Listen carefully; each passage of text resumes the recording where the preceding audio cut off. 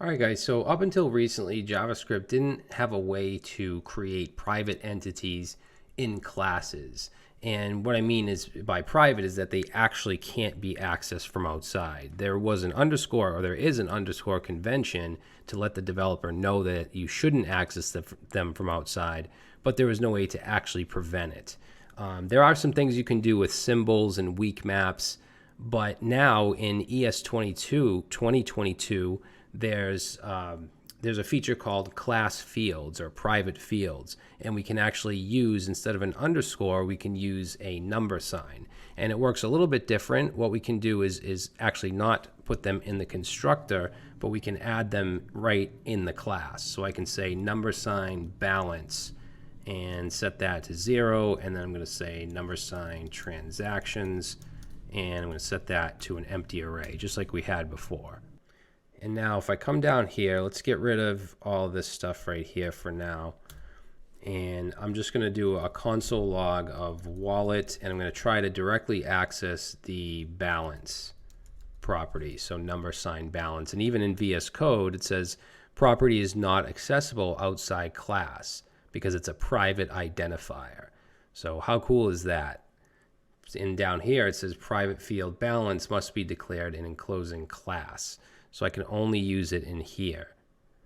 Now, if I just comment out the getters for a second, and then I try to just access wallet.balance, I get undefined.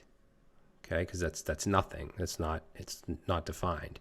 However, if I want to have a getter for it, then I can simply say this, return this dot number sign balance, because I'm within the class. And I should also be able to do transactions. So if I save that now, you'll see I get 0.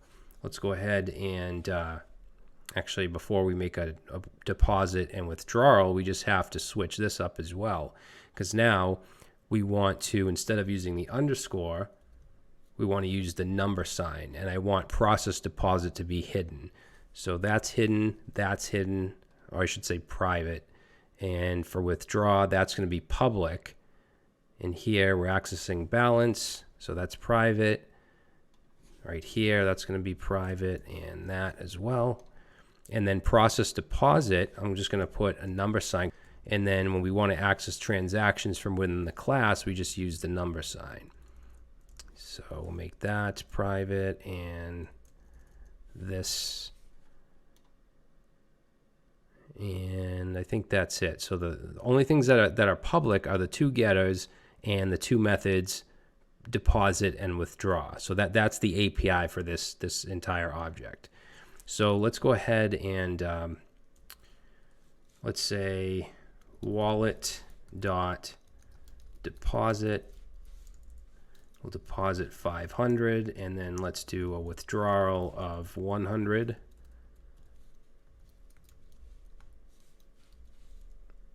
So if I do that, you can see that both the process deposit and process withdrawal ran, because we see the console log, okay, even though they're private, but they ran because we ran them from within the class, from within the withdraw, the public withdraw method. Now, if I tried to call, let's say wallet, and then a private method like process, see, it doesn't even come up in VS Code. Withdraw, and we'll just pass in a method here. You see I'm already getting an error. So if I go over that, it says that it's not accessible, and I get the same private field error.